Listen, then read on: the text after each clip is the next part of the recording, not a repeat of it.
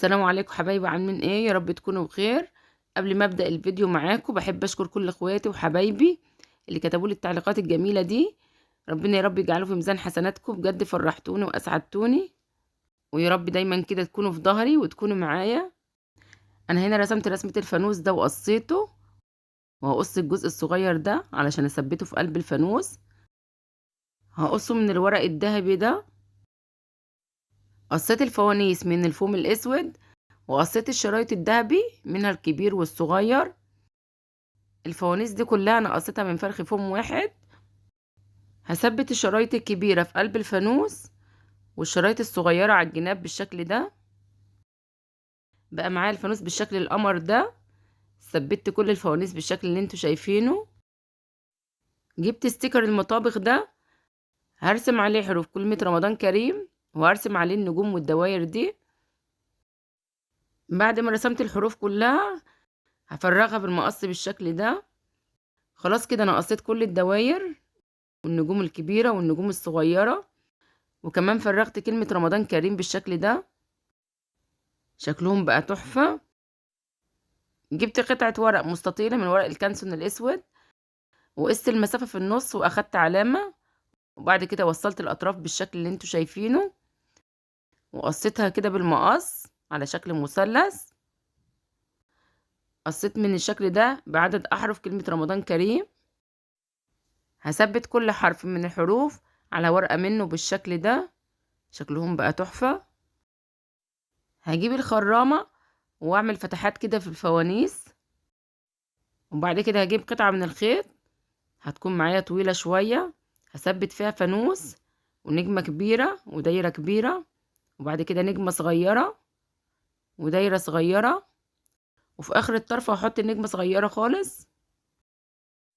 وهكرر الطريقة وأعمل منه كذا خيط علشان أعمل الستارة القمر دي. وباقي الأشكال اللي أنا قصيتها هبدأ أجيب خيط تاني وأثبت ورقة ونجمة لحد ما أخلص كلمة رمضان كريم كلها. هتبقى معايا بالشكل القمر ده، شكلها قمر قمرين. يا رب الأفكار تكون خفيفة وحلوة وتعجبكم. أفكار كلها بسيطة ومن الورق، مش هتكلفكم حاجة، وبتضيف بهجة للبيت. أما الفكرة الجميلة دي، أنا هعمل معاكم هلال بس مش هقفله. ممكن تحط فيه التمر أو الشوكولاتات. كان عندي طارة خشب وحددت بيها الهلال بالشكل اللي انتوا شفتوه في الأول، وقصيت منه 2. بعد كده ثبت الكرتونة على الفوم الأبيض وقصيت منه 2. جبت شريطة طويلة من الكرتون ولفتها كده على ماسورة بلاستيك علشان لما ثبتها بالشمع تتلف معايا حلو. ثبتها وقصيت الزيادة، وثبت الجزء التاني من الهلال بالشمع بالشكل ده. وجبت جزء من الاستيكر الذهبي وثبته كده في قلب الهلال، بقى شكله تحفة. ثبت الدبل فيس على الهلال من الجنبين، وهشيل الاستيكر وثبت عليه الفوم الأبيض.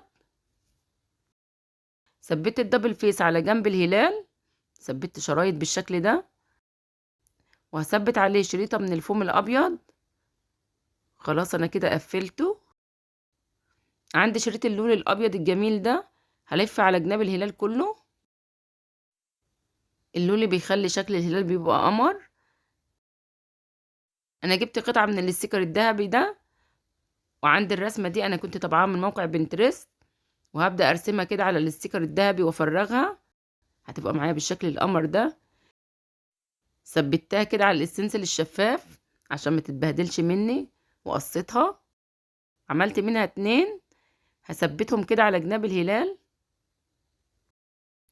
والله على الطبيعة شكلهم تحفة، بس الإضاءة عندي ظلماهم، والخلفية البيضة كمان ظلمة التصوير قوي. كان المفروض تبقى خلفية أحسن من كده. ثبت عليهم قطع من الدبل فيس وثبتهم في قلب الهلال. أنا معايا الكرتونة الصغيرة دي، هبدأ أثبتها كده حلو بالشمع. هعملها قاعدة للهلال. جبت قطعة من الفوم الأبيض وهبدأ أغلفها كلها. قصيت قطعة مستطيلة من الاستيكر الذهبي وفرغت عليها نفس الرسمة اللي أنا مفرغاها بتاعت الهلال. وثبتها على الكرتونة بالشمع. وبعد كده زينته كله بالشريط اللولي. بقت معايا القاعدة بالشكل الجميل ده. حطيت له حبة شمع وثبته. حبيت احط له نور في الجنب التاني، فقصيت مستطيل من الجنب التاني وغلفته كده وكتبت كلمة رمضان كريم. وكمان ركبت له فرع النور بالشكل ده. شكله بقى قمر. هيبقى شكله جميل على السفرة. ممكن تحط فيه التمر او المكسرات، واي حد هيشوفه استحالة هيقولك معمول من الفوم او انت عاملاه بايدك. شكله زي الجاهز بالظبط. وعلشان نفرح الاولاد هنعمل لهم الفانوس الترند ده فانوس الكوخ. انا جبت بالونة وجبت ازازة حطيت فيها حبة مية ودول كوبايتين من الجبس.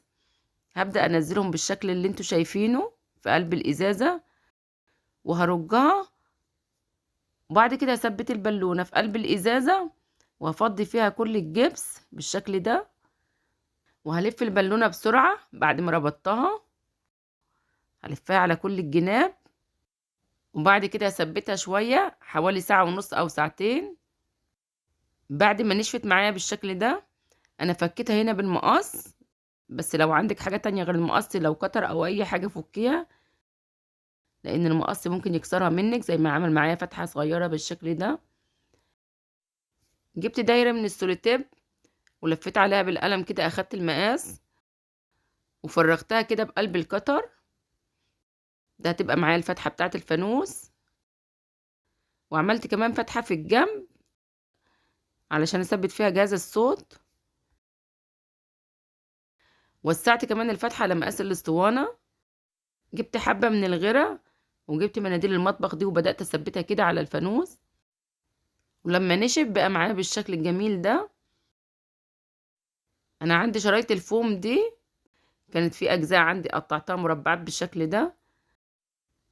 ثبتها على الفانوس كله بالشمع. كان عندي الدهن البني ده، دهنت الفانوس كله وعملت فيه اللون الغامق ده كأنه طوب. وركبت له حبل من الخيش وصبيت الجزء ده علشان اعمله سلم. هتشوفوا انا هعمله ايه في الاخر. وقصيت كلمة رمضان وثبتها على جزء من الستيكر وثبتها كده في قلب الفانوس من فوق. ثبت رسمة المسجد دي انا طبعا من بنترست. فكيت جزء الكرتون اللي انا صبيته من الجبس ومشيت عليه بالقطر وعملته زي السلم بالشكل ده. ولونتهم بالدهان البني وثبتهم كده في قلب الفانوس. ومعايا كلبز المكلبز ده ثبته كده في قلب الفانوس وثبت جزء من الستنسل على بق الفانوس من فوق. بقى معايا بالشكل القمر ده. يا رب يكون الفيديو خفيف على قلبكم وتكون الافكار عجبتكم. ما تنسوش يا حبايبي تدعموني باللايك وتنوروني بالاشتراك وتعليقاتكم الجميله دي اللي بتفرحني. ربنا يا رب يجعله في ميزان حسناتكم. كل سنه وانتم طيبين.